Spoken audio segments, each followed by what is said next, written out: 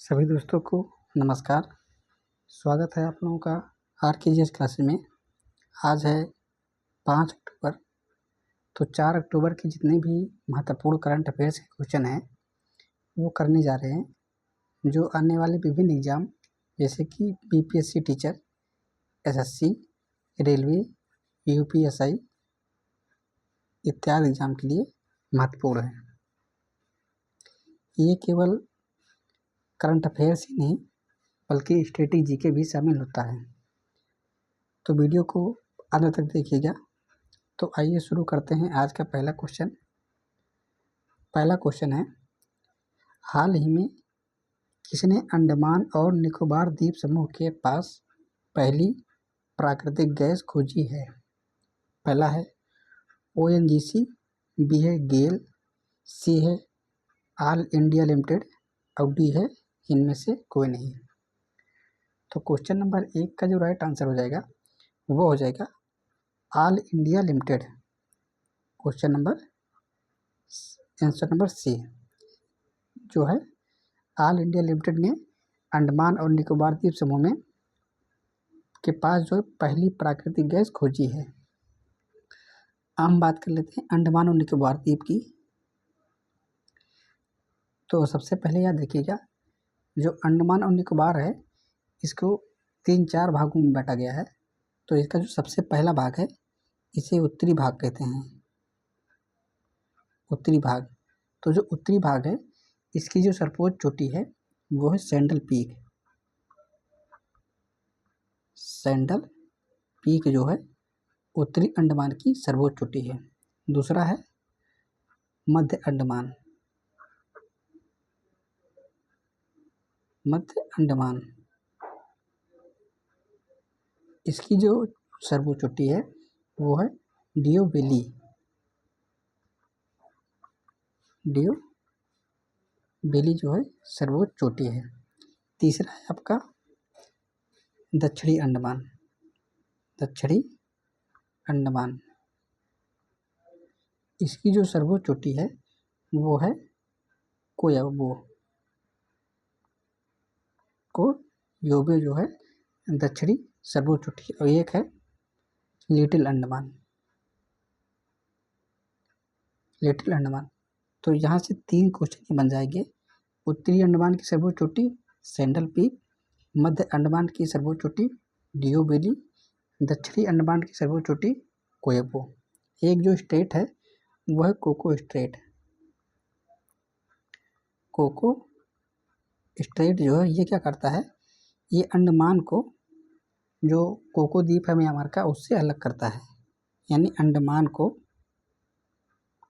Myanmar से अलग करता है, म्यांमार का जो कोको द्वीप है। आइए देखते हैं क्वेश्चन नंबर 2। हाल ही में कहाँ दूसरे राष्ट्रीय मध्यस्थता सम्मेलन का उद्घाटन किया गया है? पहला है गांधीनगर, बी है पटना, सी है विशाखापट्टनम और डी है भुवनेश्वर। तो क्वेश्चन नंबर 2 का जो राइट आंसर हो जाएगा वो हो जाएगा आंसर नंबर डी, यानी भुवनेश्वर में दूसरे राष्ट्रीय मध्यस्थता सम्मेलन का उद्घाटन किया गया है। भुवनेश्वर है कहाँ? ये है उड़ीसा में। अब हम बात कर लेते हैं उड़ीसा की महत्वपूर्ण बातें। तो सबसे पहले याद रखिएगा, उड़ीसा की जो एक झील है उसे कहते हैं चिल्का झील। चिल्का झील ये एक प्रकार की लैगून झील है। तो क्वेश्चन बनता है चिल्का झील किस प्रकार की है? तो ये लैगून झील है। लैगून झील का मतलब होता है कि समुद्र का पानी इसमें आता है और इसमें भरा रहता है, यानी कि ये खारी झील है, खारे पानी की झील है। दूसरी बात है कि जो यहाँ पे महत्वपूर्ण राष्ट्रीय उद्यान है वो है सिमलीपाल। Similipal tiger reserve. एक है भीतरकनिका राष्ट्रीय उद्यान। भीतरकनिका राष्ट्रीय उद्यान। तो ये क्वेश्चन में पूछ लिया जाता है कि सिमलीपाल टाइगर रिजर्व कहाँ है? तो ये उड़ीसा।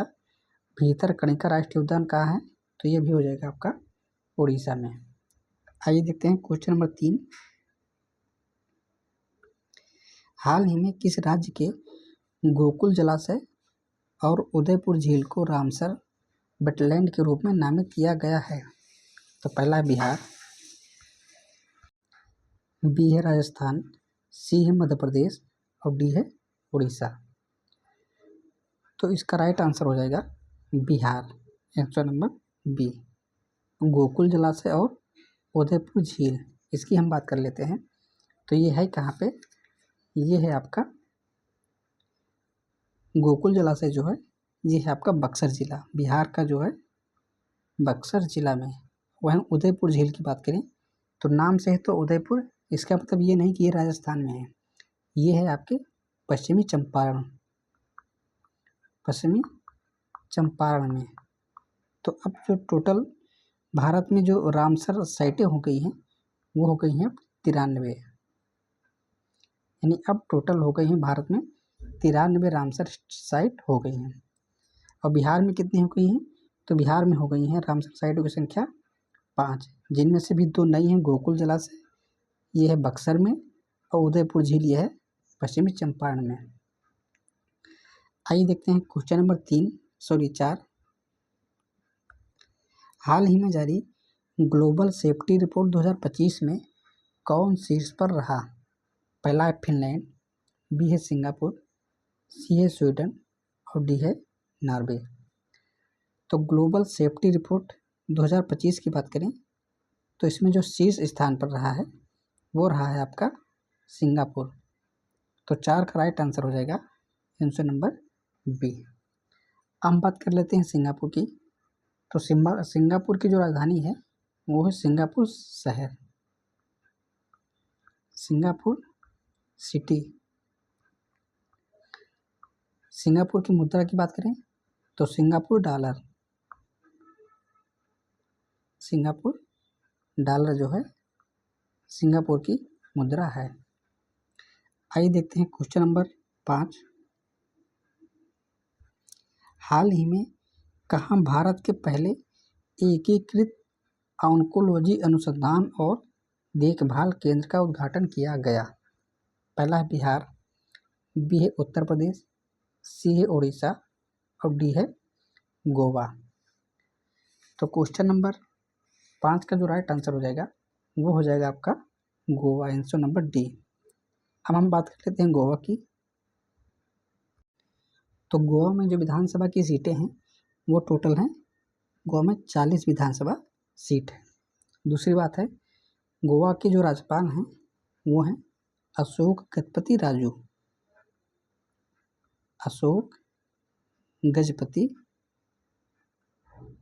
राजू जो है गोवा के राज्यपाल हैं। गोवा के मुख्यमंत्री की बात करें तो वो हैं प्रमोद सावंत जो है गोवा के मुख्यमंत्री हैं। हम बात करते हैं गोवा के जो वाइल्ड लाइफ सेंचुरी है वो है भगवान महावीर जो है राष्ट्रीय उद्यान। कहाँ है, ये भी गोवा में है। गोवा में एक नदी बहती है जिसे मांडवी नदी कहते हैं। मांडवी नदी कहाँ बहती है, ये बहती है आपकी गोवा में। तो इतनी बात याद रखिएगा, मांडवी नदी किस राज्य में बहती है, गोवा में। भगवान महावीर राष्ट्रीय उद्यान या वाइल्ड लाइफ सेंचुरी कहाँ है, तो ये है आपके गोवा में। आइए देखते हैं क्वेश्चन नंबर 6। हाल ही में किस राज्य का ठंडा रेगिस्तान यूनेस्को बायोस्फीयर रिजर्व में शामिल हुआ है?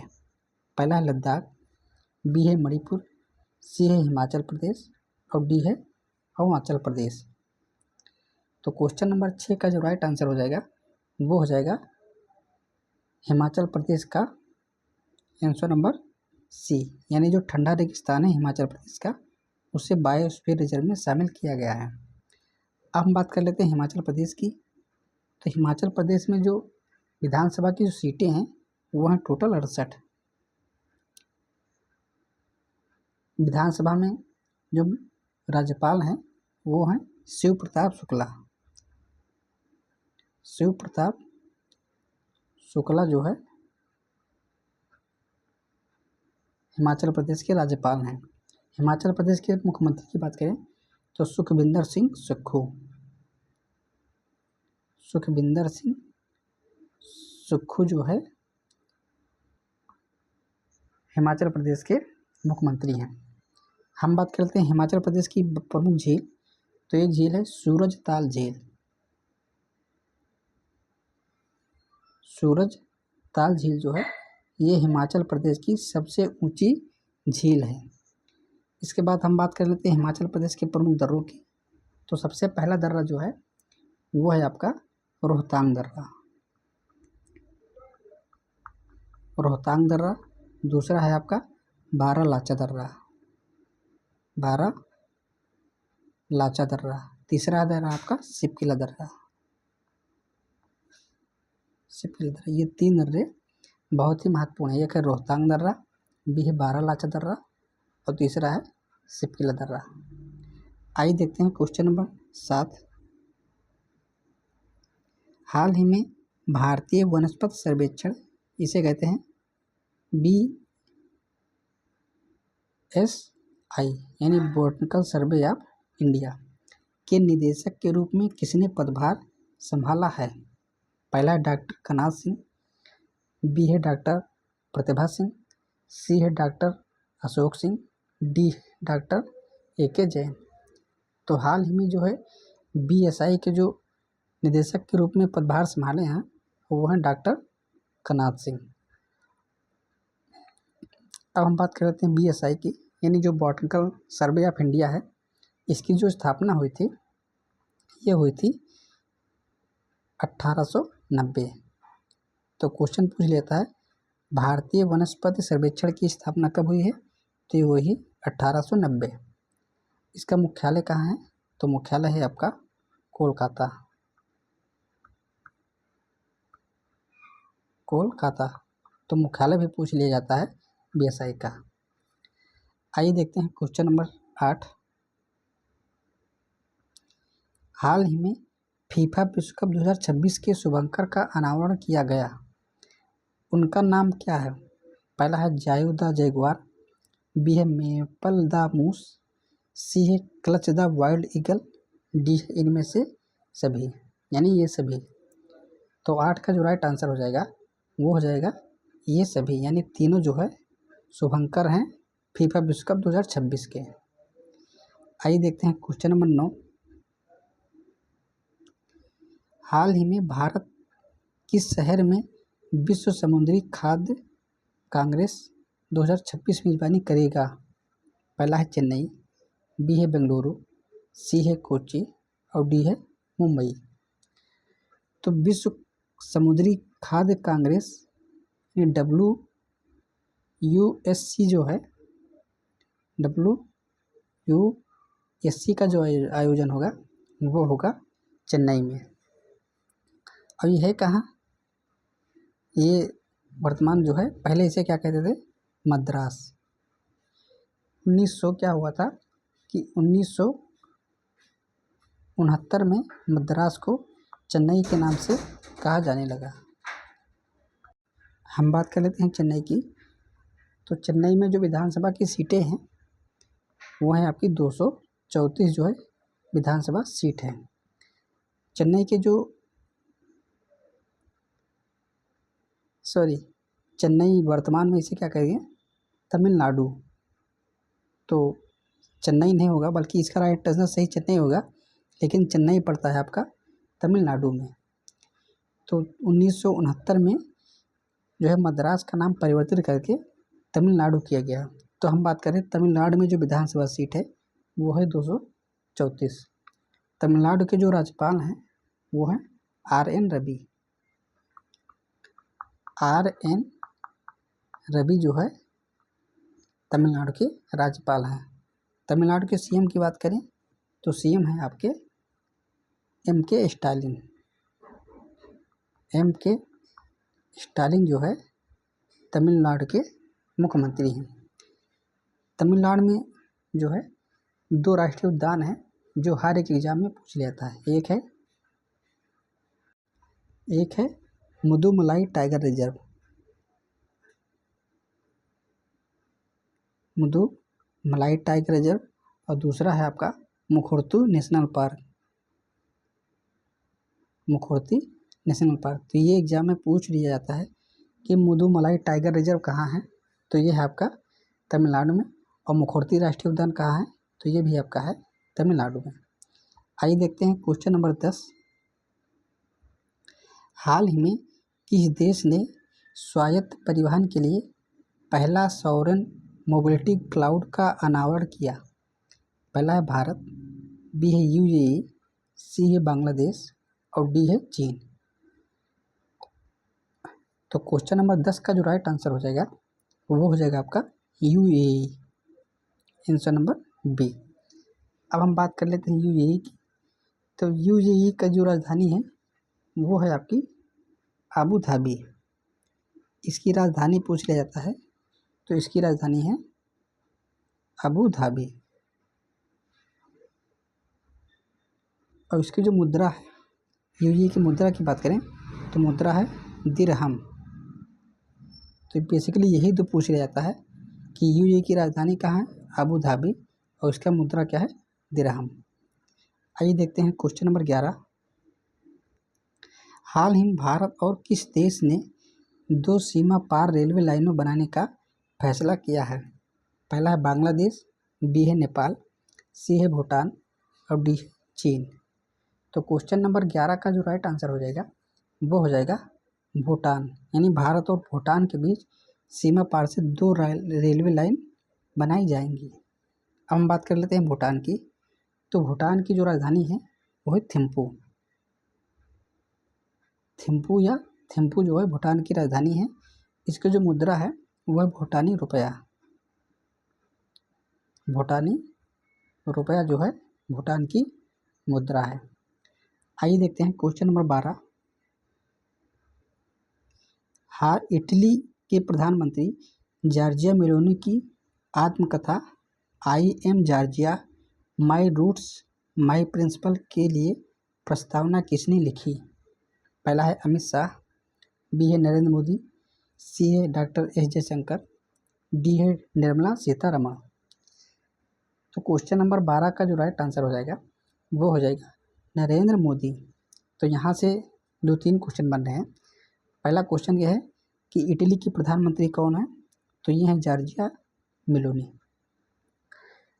दूसरा क्वेश्चन ये भी बन गया कि I am Giorgia my roots my principle की जो प्रस्तावना है वो किसने लिखी है, तो लिखी है आपकी नरेंद्र मोदी ने। आइए देखते हैं question number 13। Border security force BSC ने किस नाम से AI संचालित कमांड सेंटर लॉन्च किया है? पहला है डिसीजन सपोर्ट सिस्टम, बी है स्मार्ट बॉर्डर हब, सी है AI service launch grid, D है बॉर्डर इंटेलिजेंस नेटवर्क। तो क्वेश्चन नंबर 13 का जो राइट आंसर हो जाएगा वो हो जाएगा आंसर नंबर ए, यानी जो BSC बॉर्डर सिक्योरिटी फोर्स है उन्होंने AI संचालित जो कमांड लॉन्च किया है उसका नाम है डिसीजन सपोर्ट सिस्टम। अब हम बात कर लेते हैं BSC यानी बॉर्डर सिक्योरिटी फोर्स की। एफ यानी एफ होगा बॉर्डर सिक्योरिटी फोर्स। इसकी जो स्थापना हुई थी ये हुई थी आपकी 1 दिसंबर 1965 को जो है BSF की स्थापना हुई थी। इसके जो मुख्यालय इसका वो है नई दिल्ली। BSF का जो मुख्यालय है वो है नई दिल्ली। इसके जो वर्तमान अध्यक्ष हैं वो है दलजीत सिंह चौधरी। दलजीत सिंह चौधरी जो है वर्तमान में BSF के अध्यक्ष हैं। आइए देखते हैं क्वेश्चन नंबर 14। हाल ही में विश्व रेबीज दिवस 2025 कब मनाया गया? पहला है 1 अक्टूबर, बी है 30 सितंबर, सी है 29 सितंबर और डी है 28 सितंबर। तो क्वेश्चन नंबर 14 का जो राइट आंसर हो जाएगा वो हो जाएगा 28 सितंबर को विश्व रेबीज दिवस मनाया जाता है। इसकी जो शुरुआत हुई थी वो हुई थी 2007 से। एक फैक्ट और याद रखिएगा कि हर वर्ष विश्व में लगभग 59,000 लोग, कितने, 59,000 लोग जो है रेबीज की बीमारी के कारण मरते हैं। अब होता किसे है, ये कुत्ते बिल्ली जो पागल होते हैं उनके काटने से फैलता है। यानी जो रेबीज है ये एक वायरस जनित रोग है। रेबीज जो है वायरस के कारण होता है। आइए देखते हैं क्वेश्चन नंबर 15। हाल ही में किस राज्य ने प्रवासियों के लिए भारत की पहली स्वास्थ्य दुर्घटना बीमा योजना नोरका केयर किस राज्य ने शुरू की? तो पहला है तमिलनाडु, बी है उड़ीसा, सी है केरल और डी है कर्नाटका। तो क्वेश्चन नंबर 15 का जो राइट आंसर हो जाएगा वो हो जाएगा आपका केरल, आंसर नंबर सी। आइए देखते हैं क्वेश्चन नंबर 16। हाल ही में भारतीय रिजर्व बैंक के नए उप प्रमुख के रूप में, उप गवर्नर के रूप में किसे नियुक्त किया गया है? पहला है शिरीष चंद्र मुर्मू, बी है पूनम गुप्ता, सी है स्वामीनाथन सरमन और डी है टीबी रविचंद्रन। तो क्वेश्चन नंबर 16 का जो राइट आंसर हो जाएगा वो हो जाएगा शिरीष चंद्र मुर्मू को भारतीय रिजर्व बैंक के नए उप गवर्नर के रूप में नियुक्त किया गया है। जो आरबीआई की बात करें तो इसकी जो स्थापना हुई थी तो हुई थी 1 अप्रैल 1935। 1 अप्रैल 1935। तो यही क्वेश्चन पूछ लिया जाता है कि आरबीआई की स्थापना कब हुई थी? तो 1 अप्रैल 1935। इसका जो मुख्यालय है वो है बम्बई। तो इतनी बातें याद रखिएगा। तो आज के लिए इतना ही, कल फिर मिलेंगे। तब तक के लिए नमस्कार, जय हिंद, वंदे मातरम।